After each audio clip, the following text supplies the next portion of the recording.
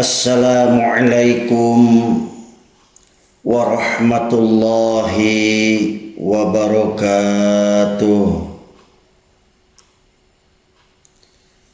Alhamdulillahi rabbil alamin. Alhamdulillahilladzi anzalal qur'ana hudan lil muttaqin.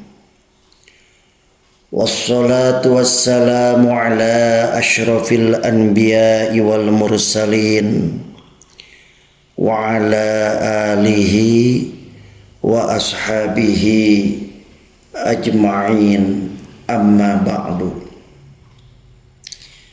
Bismillahirrahmanirrahim.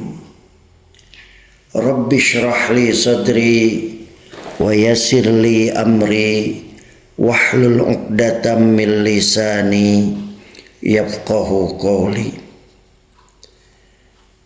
Pertama-tama, marilah kita panjatkan puji syukur kehadirat Allah Subhanahu wa ta'ala, karena dengan nikmatnya dan hidayahnya kita dapat melaksanakan pengajian sebagaimana yang kita laksanakan sekarang.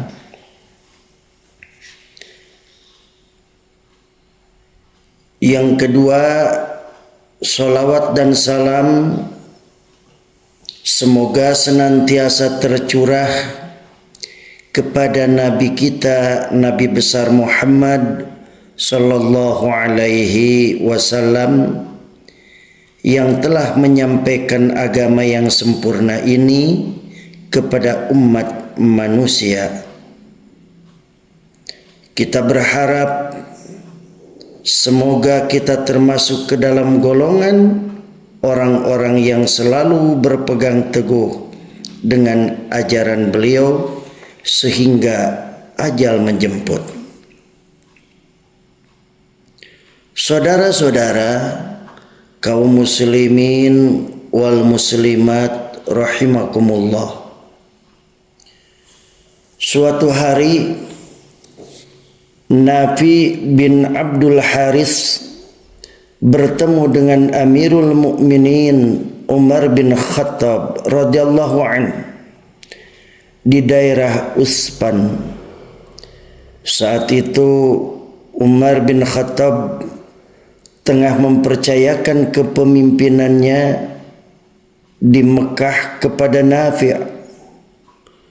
Lalu Umar bertanya, "Siapa yang engkau tunjuk menjadi pemimpin daerah Wadi?"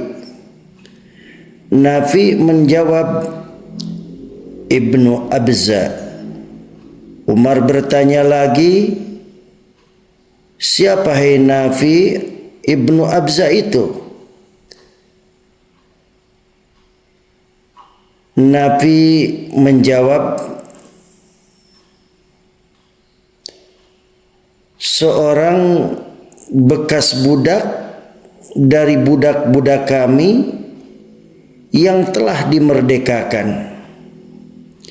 Umar bertanya kembali, "Engkau percayakan jabatan itu kepada seorang bekas budak?" Nabi mengatakan, "Sesungguhnya dia adalah seorang ahlul Quran yang hafal, paham dan mengamalkannya, dan faqih dalam hal syariat." Maka Umar berkata, "Sungguh Nabi kalian sallallahu alaihi wasallam telah bersabda,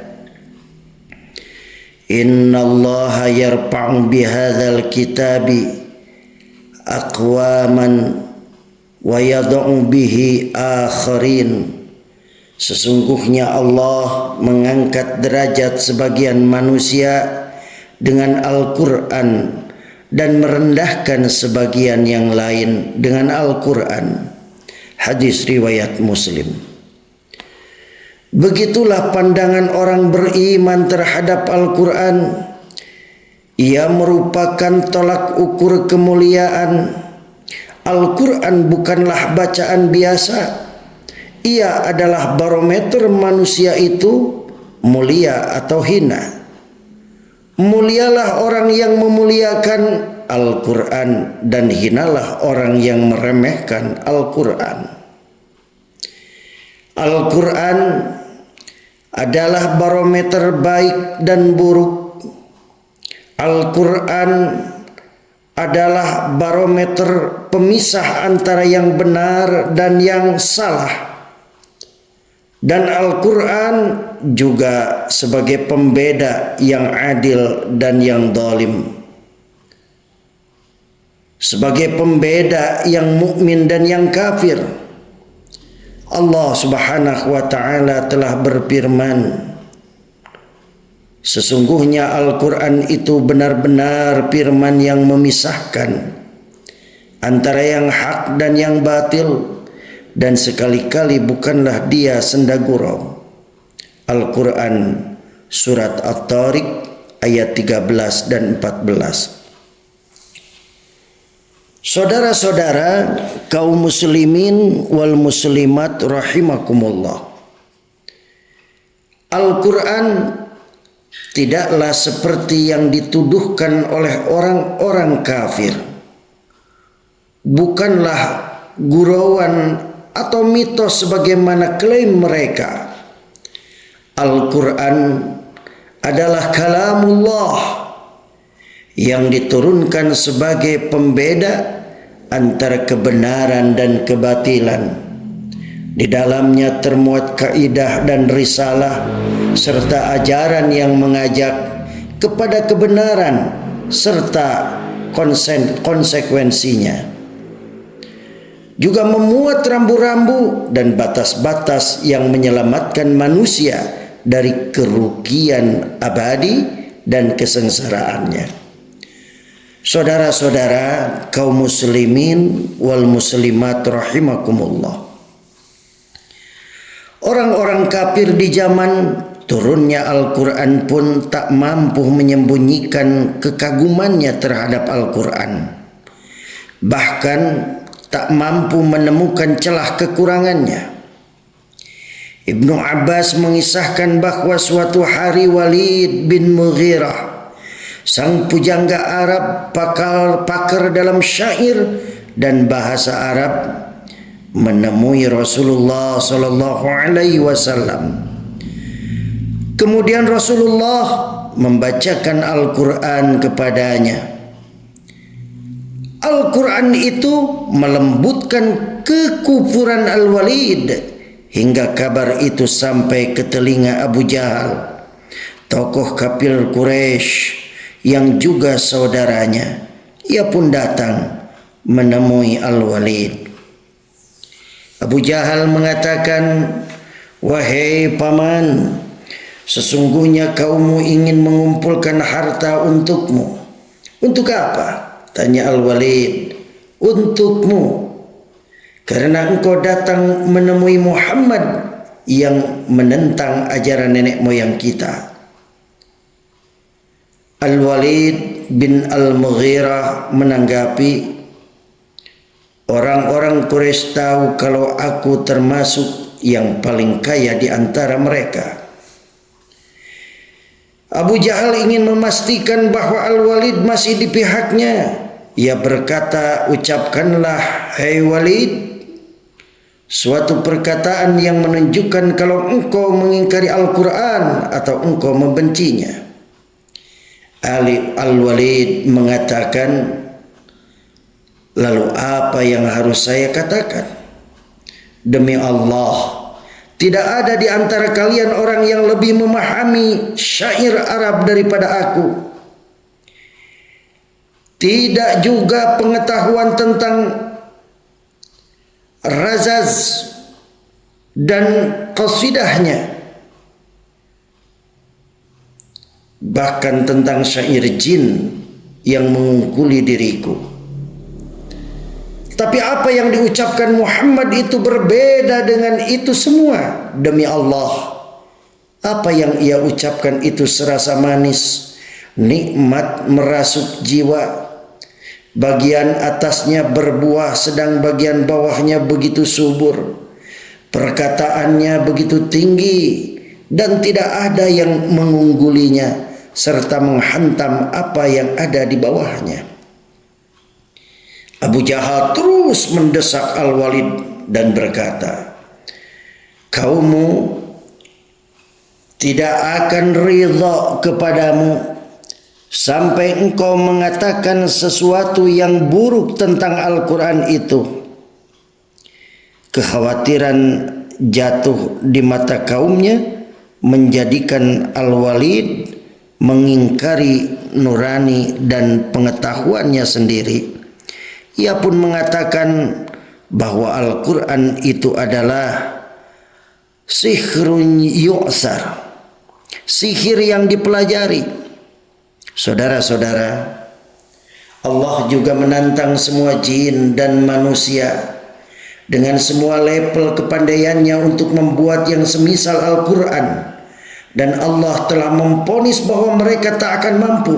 Tidak akan ada yang semisal dengan Al-Quran yang dijaga keasliannya oleh Allah Subhanahu wa ta'ala.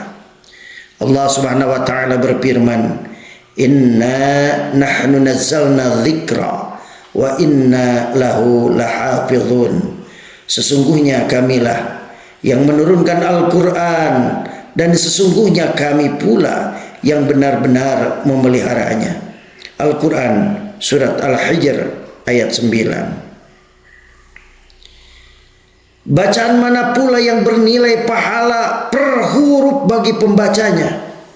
Satu kebaikan yang dilipatkan 10 kali. Lantunan manakah yang lebih indah daripada Al-Quran yang ketika didengar takkan membuat bosan, bahkan popularitasnya terus abadi di sepanjang zaman. Ilmu manakah yang lebih utama dari Al-Quran? Ia menjelaskan segala sesuatu, tibyanan likulli syai'in. Ilmu apapun yang bertentangan dengannya pasti salah, karena Al-Quran adalah firman Allah yang ilmunya meliputi segala sesuatu. Tak ada kesalahan sedikit pun di dalamnya. Akal manusia terbatas, penelitian tak akan mencapai final dari keseluruhan ilmu pengetahuan. Meskipun estafet itu bersambung dari zaman ke zaman. Dan jika ada klimaks dari sebuah penelitian tertentu, hasilnya adalah bukti kebenaran Al-Quran. Allah Subhanahu wa ta'ala berfirman, sanurihim ayatina fil afaqi wa fi anfusihim hatta yatabayyana lahum annahul haq. Akan kami perlihatkan secepatnya kepada mereka kelak bukti-bukti kebenaran kami di segenap penjuru dunia ini dan pada diri mereka sendiri, sampai terang kepada mereka bahwa Al-Quran ini suatu kebenaran. Al-Quran surat Fussilat ayat 53. Maka siapa yang ingin memiliki pengetahuan paling luas, hendaknya ia mempelajari Al-Quran. Abdullah bin Mas'ud radhiyallahu an menyatakan, man aradal ilma fal yusawwiril Quran fa inna fihi ilmal awwalin wal akhirin. Rawahu al-Baihaqi fil madkhali wa qala arada bihi usulal ilmi. Barang siapa yang menginginkan ilmu yang bermanfaat, maka hendaklah ia mendalami Al-Quran, karena di dalamnya terdapat ilmu orang-orang terdahulu dan orang-orang sekarang dan akan datang. Diriwayatkan Al-Baihaqi. Saudara-saudara, kaum muslimin wal muslimat rahimakumullah, beruntunglah orang yang mengambil bagian paling besar dari Al-Quran, membacanya, menghafalnya, mengamalkannya, mengajarkannya, dan mendakwahkannya. Semoga Allah Subhanahu wa ta'ala menjadikan kita sebagai ahlul Quran. Amin ya Allah ya Rabbal alamin. Wallahul muwafiq ila aqwamit thariq. Wassalamualaikum warahmatullahi wabarakatuh.